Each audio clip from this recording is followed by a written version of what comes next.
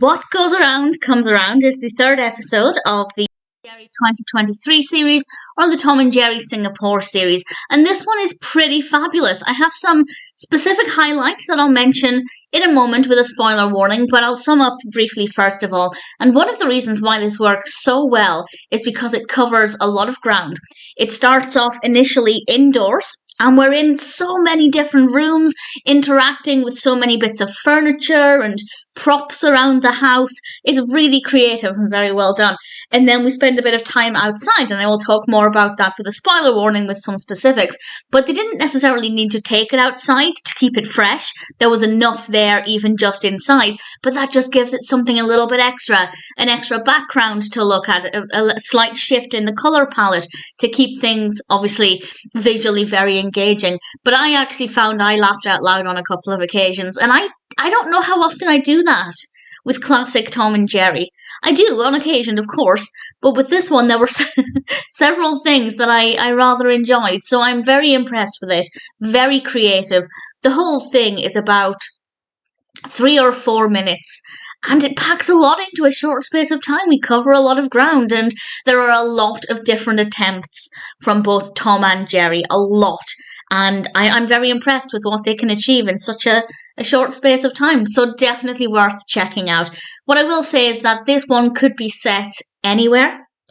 With the first episode in this series, it definitely felt like it was fitting in. And with the second one, a little bit. With this one, this definitely could have been from the classic series, the way it played out. So I'm hoping we get some more Singapore-centric ones going forward, because I have learned a few little things about Singapore and that kind of culture, and I'm hoping that I can kind of draw more on that going forward. But that aside, I thought it was very, very well done. So I will give a spoiler warning now, and I'll just mention a couple of highlights, just a few things that I personally really enjoyed. And these are not necessarily in order, but the first one is, well, it's the cardboard cutout of Tom. But it was also Jerry's face when he pushes over the first one and he walks up to what he thinks is a second one, but it's actually real Tom. But Jerry's face, and then the way it just changed when he realised it wasn't, it was just magnificently done. We had a few splats. Jerry splattered into a fridge and into a chair leg at one point, and I thought they were very, very well done. And Jerry inside the pen pot, absolutely adorable. Then we had some with Tom.